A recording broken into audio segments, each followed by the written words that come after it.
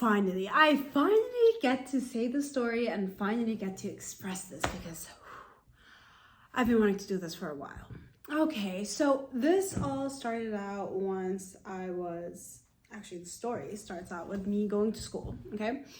And the course was religion and sexuality. And it was just an ordinary day where I just went and I attended. And of course, me being the big mouth that I am, I butt into things. You have to understand that this is Dina's world and everyone lives in it. And this is the principle of this story, notion, method, what I'm about to say next. Okay, so long story short, we end up getting into this debate, is gender a construct or is it something that you're born with? I went to a lefty university. So it was like, gender is a construct, everything's a construct. And I'm like, hello, gender, yes, there is an element of it that is a construct, but it is not a construct. Like, people come out with either XX or XY chromosomes, and your behavior is set by your hormones. Before your period, my God, do you not want to eat certain things, do certain things? To deny the female cycle and the ups and downs that happen with the female cycle is a denial of science and reality in and of itself. Ooh. It was hot. It was a debate and gender wars. Anyway, so whatever, class finishes. I have a whole bunch of people screaming at me. I scream back. And as I'm walking out, this chick basically stops me and goes hey. I'm like, yeah, hi, what's up? She's like, listen, I'm so happy that you said what you got to say and you really were speaking for me, and I'm glad that I wasn't the only conservative in class. And I'm like, conservative? Me? What is going on? It's so funny because conservatives think I'm liberal, liberals think I'm conservative, and I am neither. I'm a matriarchal anarchist. What does that mean? Okay, so matriarchal anarchy is something I created. No, I did not create anarchy. Okay, anarchy has existed beforehand.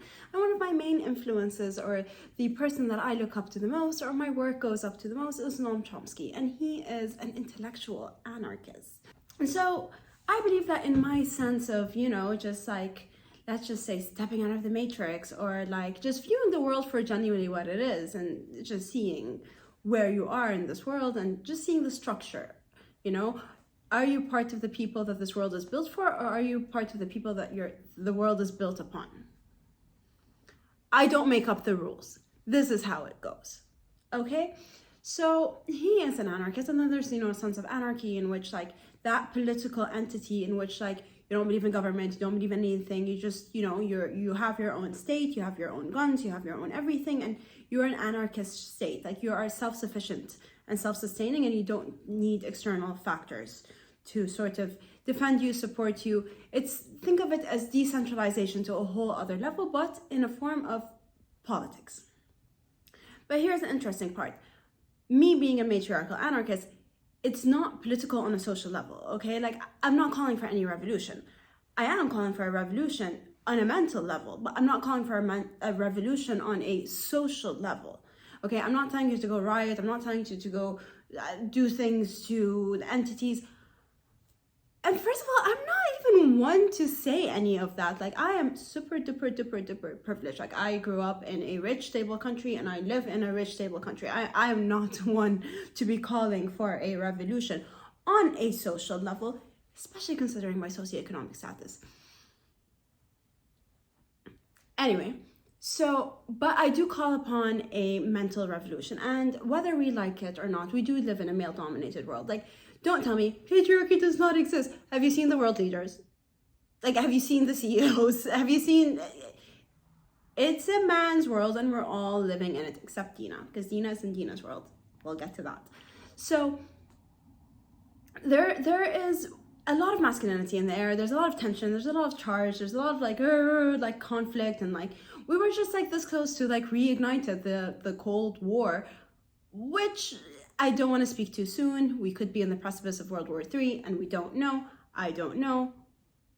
However, back to that notion of, it's a male-dominated world, and there is this form of like patriarchal programming, and I write about it in my theories and in my work of like the guide to hacking your psyche. I always say that you have to deprogram your mind, because when you have this programming that has been installed inside your head, you start to navigate in the best interest of the developer. And when you're basically navigating with patriarchal programming, you are basically living your life in accordance towards males. Okay, and here's the thing: males in the top strata, like the creme de la creme that basically run the game, which I argue is one of the reasons why we are currently in the midst of a crisis at the moment. So even males that have patriarchal programming feel really terrible about themselves. So the guys that feel like they can't get girls and their value is pegged upon that, and because they can't get girls, they're less of a man, blah, blah, blah, blah. Patriarchal programming. Yes. It's a mental state, right? It's something that's been installed in your head where you start to peg your value upon a male. Okay? If a male doesn't think you're pretty, are you really pretty? If a male doesn't acknowledge you, are you really acknowledged? And your value is pegged upon it, who you're born to, who you give birth to, and who you marry, associate, partner up with. It's that association. You live for that. You dress for that. You act in accordance for that. That's programming. And there are different forms of programming, okay? There's like colonial programming, where your value is pegged from the eyes of the colonizer. This is why the conservatives say I'm left, but it's like, no, these are just truths. This does not make me left. This just makes me a realist. So in terms of it, because it's such an external male-dominated world, in my internal world, not only did I uninstall this patriarchal programming and go hey, I no longer peg my value in accordance to males, I have installed my own form of matriarchy. And a lot of people think that a matriarchy is the opposite of a patriarchy. Matriarchies are more egalitarian, as in the fact that it's more on an equal standing. So equal does not necessarily mean same, okay? I definitely perceive that we have to respect the differences between the two and utilize one for each. Males are stronger, females can endure more. There are different aspects to it. So for us to completely go hey, you're all the same, is inherently incorrect. So in my mind, I live in this world where, I balance this external masculine, go, everything that's going on with my matriarchal world. This is my egalitarian, where I really find peace. You will never find me saying the words males are trash, males are this, males are that, women are this, women are that. You're not going to hear me say stuff like that, because that does not exist inside of my mind. Because I have liberated myself, and beyond have I liberated myself, I have created my own entity.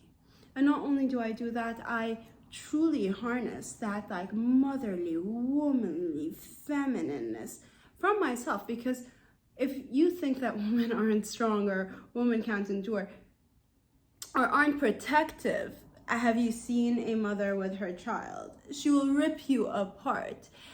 Feminine rage is a whole other level of rage. Hell hath no fury like a woman scorned. So for today, I just want you to take this home and take this back with you, and to sit back and think, am I mentally programmed to peg my value in accordance to males? And are the ones that benefiting from it are the males, which are in the top tier of society? Meanwhile, I'm just in the bottom. Or am I living in accordance to myself? And am I mentally liberating my mind? Bonus point if you want to create a mental matriarchy. If you want to know more, let me know. Bye.